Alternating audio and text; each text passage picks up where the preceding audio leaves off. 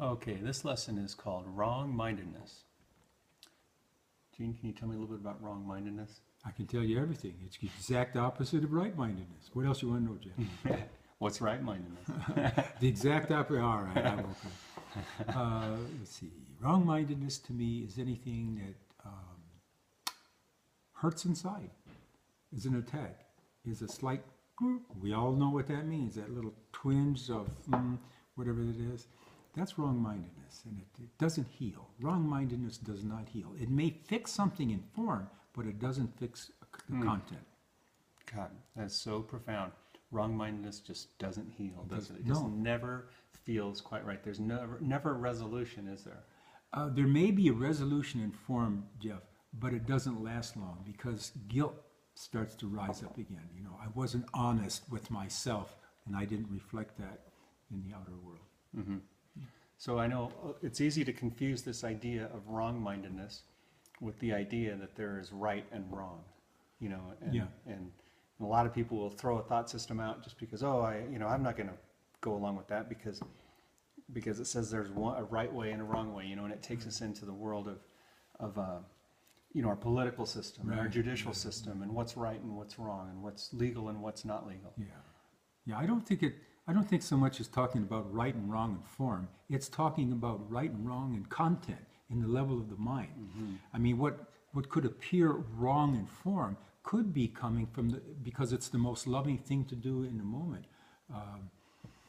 There was a little story about two policemen that had to go to a house, and this guy was holding prisoners, and they got a beat on him, and they shot him. They actually killed this guy to save the lady and the kids. And the one cop was angry. Yeah, we got him. Yes, he's doing this. And the other policeman said it was the most loving thing we had to do in a moment. I had to pull the trigger. And it was the same action, but different purpose between the two officers. Mm-hmm. Yeah. So how does that reflect back to wrong-mindedness? If the one officer,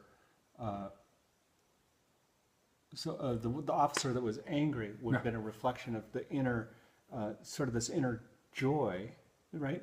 How do you have resolution with that? You know, I mean, how could you find joy?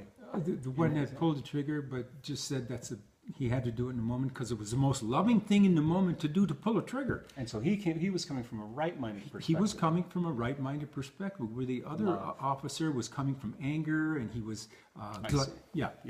Mm-hmm. The same action happened, but the one officer will not have guilt for pulling the trigger. The other man will probably, as time goes by, feel guilt about it, stuff like that. Mm-hmm. Wrong-mindedness breeds more guilt. Mm-hmm. Yeah, it's simply doing your job.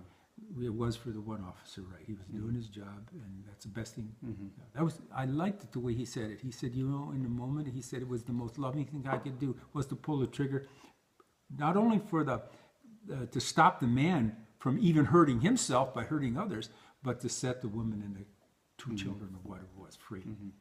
Yeah.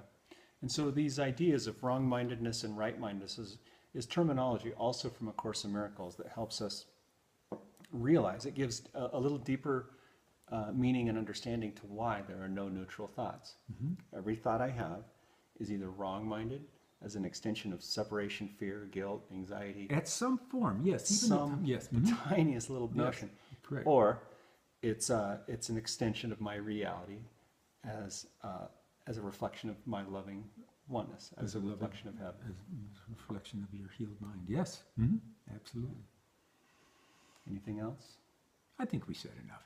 Okay. Thank you. Thank you.